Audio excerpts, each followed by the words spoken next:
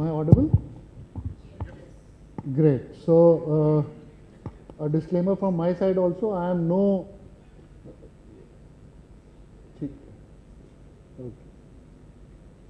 expert on leadership or anything like that, Agile, all those new terms. What I'll be doing is I'll be sharing few of my experiences, which we can always have a discussion, as was brought out by Sanjay. I'm open to questions anytime in between also. And so the topic which I have chosen is command, collaboration and calm for the leadership activities. So a word about me. I was commissioned into the Indian Army in the Corps of Signals long time back, and Corps of Signals in the Army is a technical arm wherein we get opportunity to work on the latest state-of-art technologies, which is basically dealing with communication, but now communication also included IT and other aspects as well. However, while being in Corps of Signals, I also got opportunity to be part of signal intelligence, wherein we intercept signals from enemy countries and try to find out their plans, part of military intelligence. I was also part of recruitment for the Army, where we recruited officers. So I was in the service selection board as a GTO. Then I also recruited men in the Army. I was given the responsibility of recruiting men from Naxal area in Chhattisgarh, and we were pretty successful in that as well. So with that as a background, this is a statement which always I find it very interesting, because success in battles is not determined by strength alone, but by clarity of vision, unity of purpose and agility to adopt. This covers quite a few things, and in business, if you remove the strength and use the word product or service or whatever, the same applies there as well. I'll give you a very interesting incident which I faced way back in mid-90s somewhere. I was part of the signal intelligence team. Ideally, our role was to intercept signals from the enemy country, but since terrorism was on the higher side, we were also tasked to find out the movement, the monitoring of their communication, and find out how do they operate and how can we eliminate them. And that was the time when the militants were not the ones who are there right now, who are the Indian ones. They were the Afghan militants, battle-hardened guys who had seen war with Russia, America and all. Those guys were pretty different, very terrible guys. Anyway, so we got intercept somewhere that 3 groups have infiltrated. Now these 3 groups were separately infiltrating in the country. So I was tasked with another infantry battalion who was tasked to eliminate them. So through our whatever we did, we could converge them to a area. In battle, it's called taking them to a killing zone. So if we know that they are moving in a certain area through the radio signals, we would create situations through which they get diverted and everybody converged in a place we wanted them to be. But somehow they also got some kind of a knowledge about this, and then they shifted to a village and all of them got fixed in a village. Now that's a very difficult situation for the army, because collateral damage is not acceptable. And they were in different houses and we were finding it very difficult. So I was at a vantage point because we were intercepting the signals. Through that we could locate some of them, but not all of them. So the commanding officer of this unit also came to my position because he could see the view of the entire village from that point, and he could coordinate the operations in a better way. Now this operation went off for almost 36 hours without any success to us, because we didn't want any civilian casualties. Then, and the commanding officer was playing, it was like as if he was playing chess. He was making movements and seeing how the other person is reacting, and then making other moves and all, taking his sweet time and working on that, which was an amazing thing for me. I was a youngster that time, I didn't know much of things. And then suddenly these people, the terrorists, reacted in a very different manner. All of a sudden they came out firing from various places within the village, and we were not prepared for it because we were not expecting that. And as I said earlier, these Afghan militants are a different breed. They don't fear death, and that's a very, very dangerous thing. If somebody doesn't fear anything, he is a very, very dangerous weapon. And there were almost 7 of them then.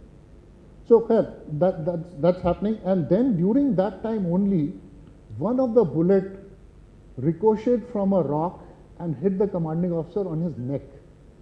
And he started bleeding like anything. Now, that was a very difficult situation, and I was a youngster, I didn't know much. So he held my hand and said, Suhail, I don't want to die. I have 3 daughters to marry. That was a difficult situation. I mean, now I realize at that time I was a youngster, bachelor, careless. But now if you look back, it was a dangerous situation. But he compiled himself. Within, I would say, 30 seconds or so, he asked his buddy who carries the radio, get me the radio. And he said, his call name that time was Bakhtawar. He said, Bakhtawar calling Amavas. That's all what he said. There was a silence for around 2 minutes or so, and then suddenly there was a group of people who came to recover him. He was rescued back for recovery, and then 3 officers automatically took over from different places. I knew because I was controlling the radio and I could see the things. These 3 officers then reacted in a different way. I don't want to go into the details of what they did, but within 2 hours, all 7 militants were eliminated. Now, what I want to bring out here is the 3 things that I wanted to keep the subject on, which was the command, the collaboration, and calm. The commanding officer was commanding in a way where he controlled everything. He was aware of things, and he controlled things very, very carefully. But then there was a situation wherein he was not able to be part of that. He delegated his command to other people with just one code word, which he said Amavas. That was good enough for people to understand what has happened. He handed over his command to other people who collaborated amongst themselves seamlessly and achieved the objective which was required. And everybody remained calm. Nobody started crying that time, ye ho gaya, wo ho gaya. This was a big thing. In a unit, if a commander is lost, injured or whatever, it's a major drawback for that unit. But because of the training, everybody reacted in a perfect manner. Now, here I would also like to bring out that there's no fixed template to react in these situations. So therefore, training is which is very, very important.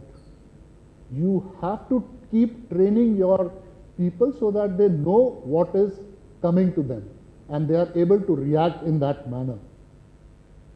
Well, with that, I'll come back to the principles that I was trying to bring out here. Adaptability and flexibility in decision making. This can be put up in any which way, but this is very, very important. Most of us do it without realizing it, because situations are never fixed. They always keep changing, and we have to react according to what the ecosystem brings to us. Empowering teams to take initiative. This is very important.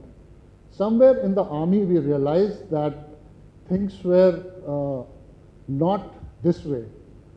At certain point of time in the defense forces, it was thought that only the leader will take the decisions, others will not think over it. They just have to follow what is given to them. But now, army has also evolved, all the defense forces for that matter, and things have changed there as well. And the industry, the civilian world, I would say, adapts this in a much, much faster manner than we in the defense forces are able to do that. And continuous learning and improvement is something nobody can deny. I would like to bring out a point here again. While I was talking about that incident where the commanding officer was like playing a chess, starting from crossing of the border, we came to know, and we were just making moves to ensure that they come to a place where we can defeat them. That is the ideal situation. But then what happens when the other person is not reacting, or the other side is not reacting step by step? See, while making the moves, the commanding officer is aware that this person has this capability and he has this responsibility and he will be able to perform in this way. Therefore, he will move it this way and expects the other side also to respond that way. But what happens when the other side makes 10 moves simultaneously? The entire game changes. You are not prepared for that if you are thinking in a specific manner. And this is what had happened in that incident, where these 7-8 terrorists reacted in a manner which was not expected at all. And we were able, sorry, I didn't mention that, we were able to achieve that elimination of terrorists without a single civilian casualty, which was a big, big event. This was not heard of anywhere in the world. And that unit got a citation for that. It was a big thing. And it was because these 3 officers who had taken over knew what they are supposed to do, and they didn't want the unit to let down. That was a big thing. Okay. Now, the core concepts in the military leadership at least is clear definitions of roles and responsibilities. This is very, very important.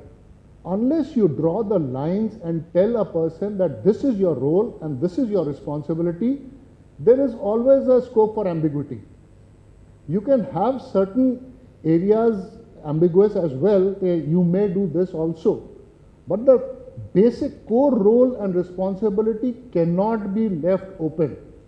Otherwise, there was that saying, somebody was supposed to do, nobody did it, and what, I don't remember it exactly, but that is what happens. You don't know what to do. And somehow some people skip it also intentionally.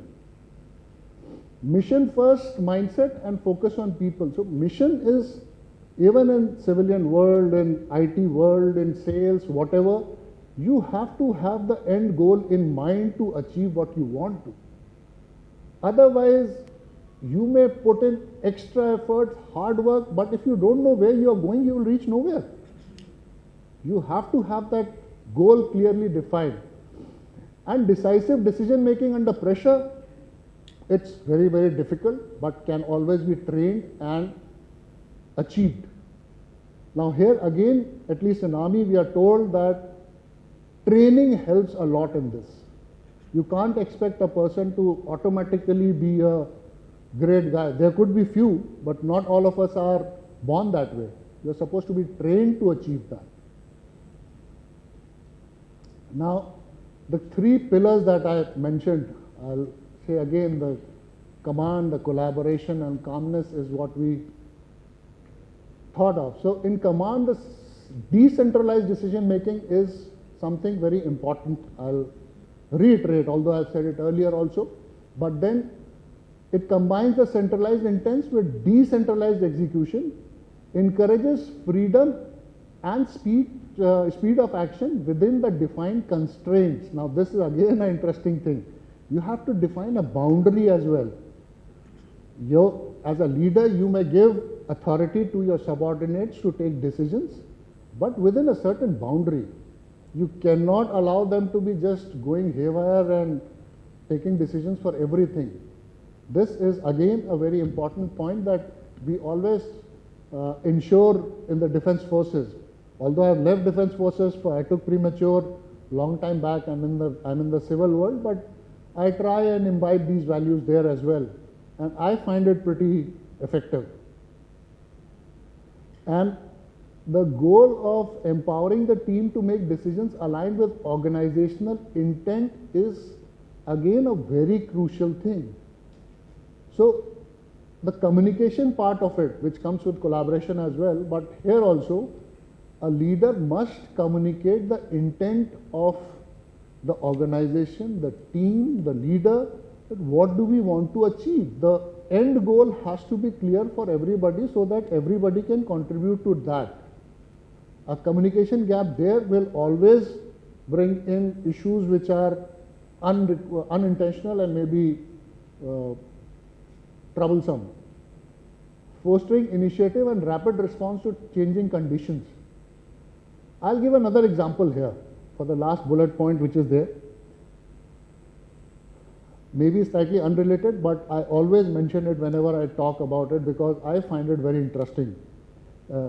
I was in CII and I was heading a center for digital transformation. We had created a center wherein we were helping organizations in their digital transformation journey, large ones as well as the small ones. And we were pretty effective and we could find solutions. Most of the times, the questions which was asked to me from smaller companies was, we are so small, how can we digitally transform? We do not have the wherewithal and we do not need that kind of a transformation. We are agile as it is and I don't think it will help it. I used to give them answers, but I never had an example to give that. So before COVID, after dinner, me and my wife used to walk around and there was a pan wala through which we used to have a pan in the evening and come back. And then COVID happened and we forgot about it. Then after around 4 months of COVID, the lockdown, by COVID I mean the lockdown. After around 4 months, I received a SMS saying, I am your pan wala, would you want a pan to be delivered to your house? Now, this was an amazing thing. I couldn't understand kya hai ye, kaise, and how did he get my number. I got inquisitive. So I went to his shop. I asked him, ye kya hai? So he said, Saab, aapke paas to main baad mein aaya hu, but what I have done over this period of time is that I have started delivering pan at home to people who used to come to my house, to my shop. I said, where did you get the number from? He said, sir, Paytm se aapne pay kiya tha, mere paas wo record tha, maine usse nikal liya. And mind you, he is a 8th pass guy, just educated till 8th class. I said, interesting yaar, to abhi aur kya kar rahe ho? So he said, Saab, what I am starting now is delivering essentials at the residence of these people. Bread, butter, milk, jisko chahiye, we are delivering it at their residence so that I am able to sustain myself. I said, amazing yaar, this is good. What else? He said, sir, people used to come to my shop और वो एक cigarette पीते थे. They didn't want to buy the whole packet because then they will get addicted to it. So some people have this thought process that they go to the shop and smoke one only and come back. So while they are smoking one cigarette, they used to always ask him, और बताओ क्या हो रहा है, क्या है यहाँ पे क्या चल रहा है, कोई बेच रहा है कुछ, कोई खरीद रहा है कुछ, that kind of a thing. So he created a WhatsApp group which was a local news channel sort of a thing. He started giving that news, this guy is selling this, यहाँ पे ये हो गया, there's a sale on this, or whatever. So this intrigued me that this guy who is 8th class has actually digitally transformed himself. He has changed the entire business model. And we educated people have so much of resistance in doing anything new. This was an amazing thing for me, and this rapid response to changing conditions is what he did. He adopted COVID in a positive manner. And then later on, after COVID, I also forgot, and then I went to try to find out, he was not there. So he had gone back to his hometown somewhere in UP. Because I was inquisitive, I again tried to find out kya kar raha hai, what he's doing. So now he is in some place in UP called Gonda, where he has established his own ecosystem, which is a mix of Zomato, Swiggy and news and whatnot. A small thing, but he is doing pretty well. This is what I have been told. So these are the ideas which people come up with. And I was actually amazed, and I would say he has done better transformation than any of the big organization also. These are unique things. Anyway, now collaboration and cohesive team building is again very important. So I'll give you an example here also. The leaders must live with their troops and share their experience to build trust. When I got commissioned in Army, I was made to stay with the troops for 3 months. before I was shifted to the officers mess and I was formally dined in, I used to crib that time, कि क्या यार, why are you treating me like this? But then the logic behind that was, I could then get to understand what are the conditions of the troops, firstly, while they are living there. Secondly, I knew everybody in my company by name. And I also knew who was married and how many kids did they have.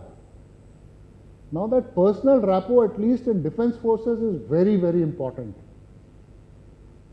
Although it is assumed, people say that फौज में तो हुक्म पास कर दिया और हो जाएगा. It's not like that. You have to have that compassion with people. While you are in operations, you are living with them, you are dying with them. So this kind of a rapport building is very important. And in civil world also, the teams have to know each other in a much stronger way, so that the collaboration, the rapport building is so strong that you know what is required by the other person and you are able to deliver that.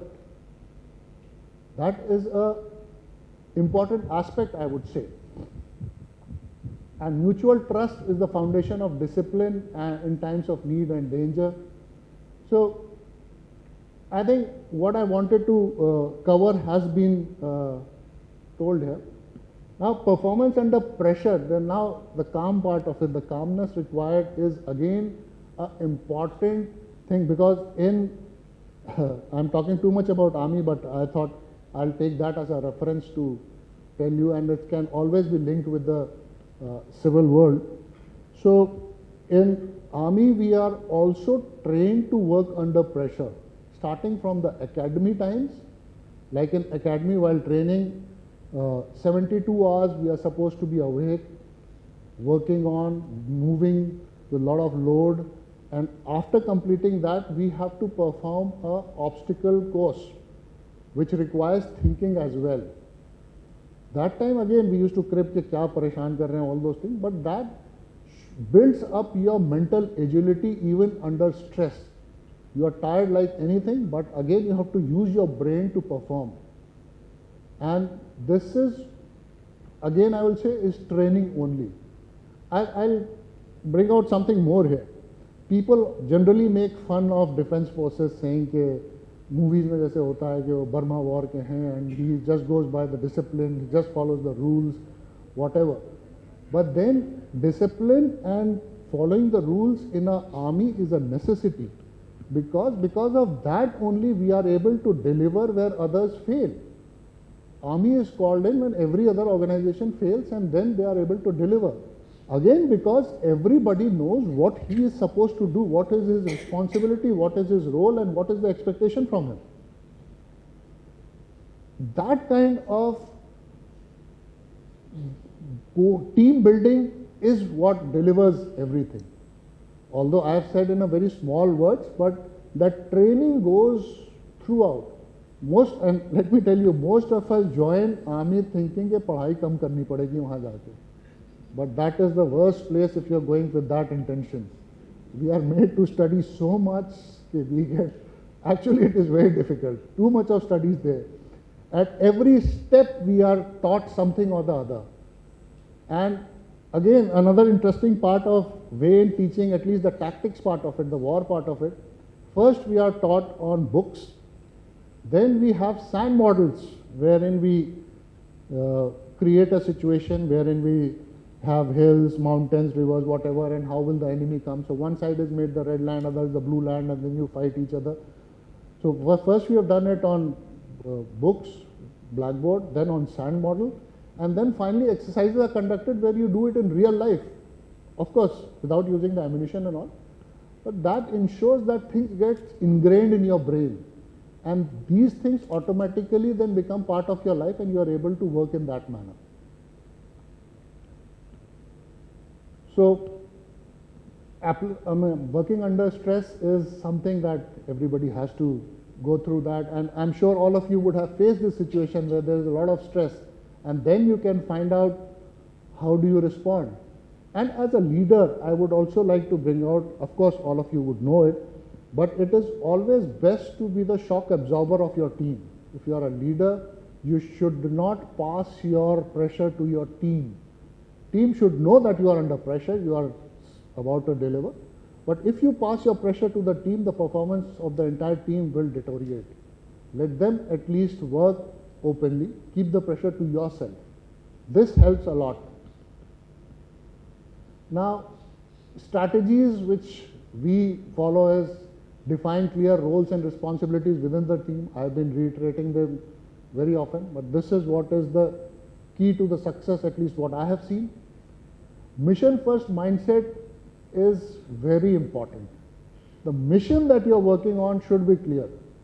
All welfare and all is fine, but mission takes priority. If your organization needs something, you have to be very clear that this is what is to be delivered. Maybe it takes time or whatever, but this is very important. Decisive decision making, again within the boundaries, is helpful for the leaders, and delegation of responsibilities is also there. And invest in continuous training and development is something which cannot be denied. I have finished. If there are any questions, I'll be happy to answer.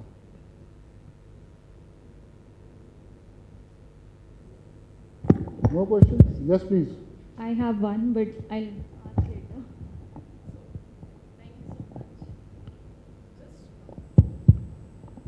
Thank you. My name is Rashi Avasti. One question, since there was a statement, keep the pressure to yourself, don't pass it to your team.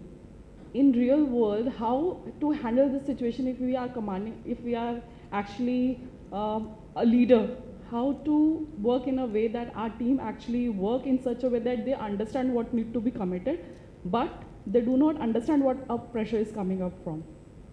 How you handle this situation? Sure. So this is not a job which can be done overnight. So you have to firstly train your team, as I said earlier. The aim, the overall goal, what you are supposed to achieve is clear from the beginning. It doesn't come immediately. The pressure builds up when you are not able to deliver that what you are supposed to deliver. Am I right on that? Yeah. So what you have to tell your team is we have to deliver. When the pressure comes in, you have to tell that there is a lot of pressure, but together we will be able to deliver is what. See, every situation has a different answer to it. There's no fixed template which I can tell you, but leader is supposed to keep the pressure to itself only. You have to find out ways wherein you motivate your team, but if required, somebody is not performing, you have to pressurize them as well, but not the entire team. Give the pressure. See, what I have realized, we have seen anger is a very easy thing to use to think that people will deliver, but that is not the case. Somebody may be angry at you, you need not be angry with the team for not delivering. You have to explain it to them in a different manner. So, I don't know if I've been able to explain, but every situation has a different answer. The template is very difficult to define. If you can tell me an exact situation, maybe I'll be able to tell you how to respond to that. I just wanted a reference if you have handled such situation in different manner, so that will be more interesting. Okay. So just give me a second, let me think. Right. So again, I'll use this incident when I was recruiting men in Chhattisgarh. My response, I was director recruiting there. The task which was given to me, recruit maximum men from Naxal infested area. Now, it is very easy to say that, but in Naxal infested area, the people are not even aware what is army, leave alone joining army. So we had to have sessions there to firstly educate people that there is an opportunity in the army, you can join the mainstream, come join, and then only they will able to join. And joining is not easy, you just walk in and join. There is a proper test conducted, physical test, then written test, education wise, and then the training starts. I was there for, the tenure is generally 2 years, I was there for 3 years, but first year I didn't deliver anything, I couldn't. The pressure on me was from MOD, the Ministry of Defense was pressurizing, what are you doing? It's been almost 1 month, 1 year and nothing has happened. And that pressure is not only the defense pressure, the civilian pressure also. By civilian, I mean the even up to the chief minister. They wanted to do something and they were expecting me to do wonders, go there and just deliver. But there are situations which it's very difficult. Now the pressure there on me was from both the sides, the army side and the civil side.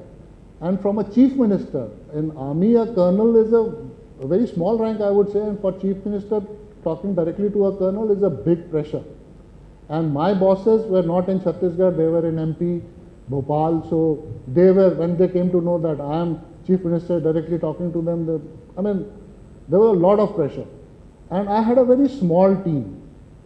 I didn't tell the team that there is a problem coming in because we are not delivering.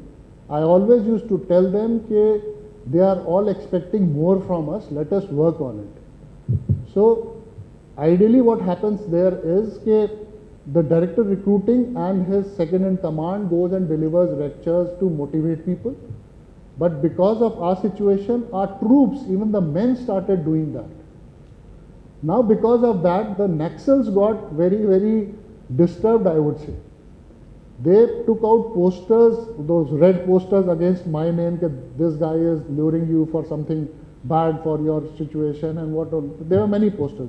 Finally, we conducted a rally. So recruitment of Jawans is done through a rally, wherein firstly we invite people to join the rally. The physical tests are conducted. Those who pass the physical test, their medicals are conducted.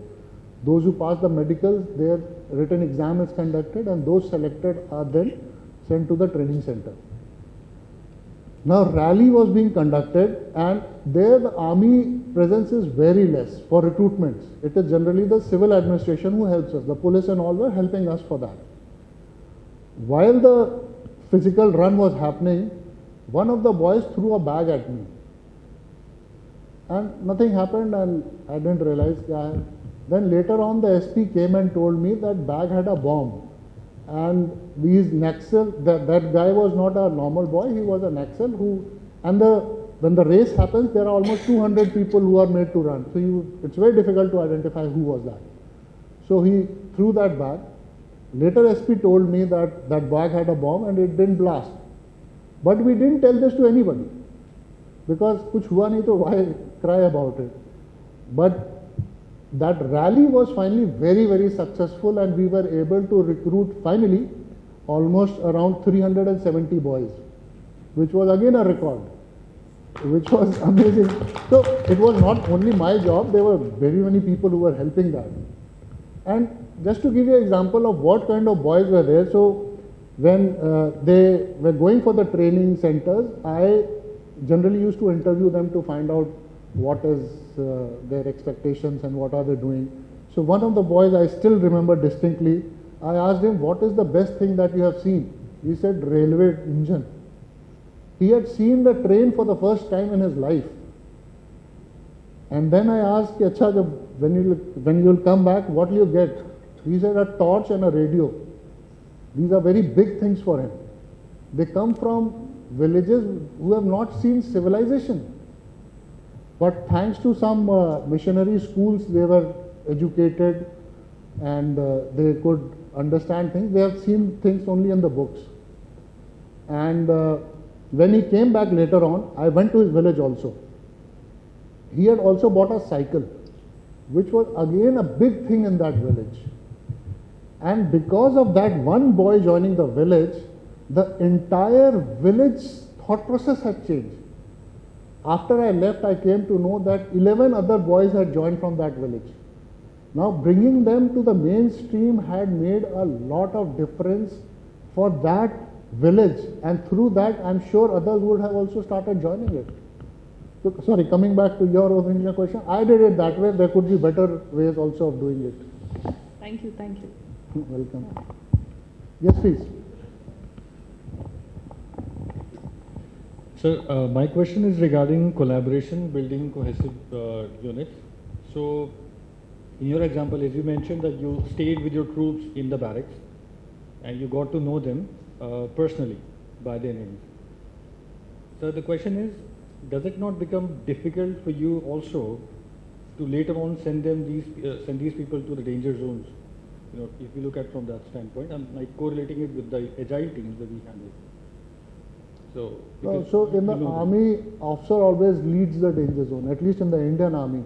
That is the probably one of the few armies in the world where officer always leads any danger zone. No troop will be sent without an officer. Okay. Sorry, but again, to your question, I didn't get the last part of it. You said? So I said that does it not become difficult also when you send them to the danger zone, because now you know them personally and you know that the loss of life would cause some kind of personal trauma to them, Okay. to you too. So that's the same thing. I mean, you are going yourself, and in army, because of knowing each other, it becomes more easy for us to understand why somebody is sending, and other person will automatically try to help his brother. So we are all brothers there. I mean, that ghar wala relationship is fine, but the bonding that we have in the army is lifelong. So a mission is priority. Then there is nothing called danger or anything. We have to deliver this, whatever cost, that's fine. We will deliver. And in army, mainly the izzat of the unit is what takes the priority. My battalion's izzat is priority. I'll do anything for this battalion. इसका नाम नहीं खराब होना चाहिए. इसके लिए people give life easily. It's a big thing. And that's because of training and the camaraderie that we have. Thank you. Yes, please. Yes, so I just wanted to ask one question. So you talked about the leadership style from military, and you talked about the command and control part of it. So one of the challenges I think many leaders face, I think related to command and control being something which is needed at some level, and getting into micromanagement. Yeah. How does military leadership see it? Like, how do we get into micromanagement, or if not, how do we avoid that? What are the strategies which help you to avoid that part? Sure. So, see, initially micromanagement was being covered to a large extent, and then we brought out the term the zero error syndrome. Everybody wanted that there should not be any error, and therefore the top leader also wanted to do a Jawan's job. This happened throughout in the world. It's not that only Indian Army faced it. But then when this realization came in, this was also said that certain level of error is acceptable. Do not expect perfection at every level if you want to deliver something. If there's something which needs 100% perfection, then it's a different story. But if you're looking at a result, please focus on the result itself and train the people below you who can deliver. And so everything which I said earlier, that collaboration means that together they will be able to deliver. Command, I am passing on that authority to you to take decisions within this boundary, but you should know what I want. My team should know that they have to deliver this. These are the boundaries. You cannot go beyond this boundary. Don't take a decision which is not affecting our end result. So that is also clear. You take a decision, I know that you will take a decision based on the end result that I am looking at, and you know my thought process. So therefore we should be aligned and take a decision accordingly. There is somebody else also here supporting you to deliver that. Collaboration which is happening. This is what we generally do. Okay, thank you. Okay. I think looking at the time, we have to stop. I'm really sorry, but Colonel Suhail will be here, maybe for, I don't know for how long, but you can connect with him. So we need you for maybe at least for the Sure. Thank you so much. Thanks. And I don't know, maybe there is something special about the armed forces, right? And I don't know about you all, but the way he was telling the story, there were so many times I had goosebumps, right? So that's what. And thanks a lot, sir. And for you, we have something. So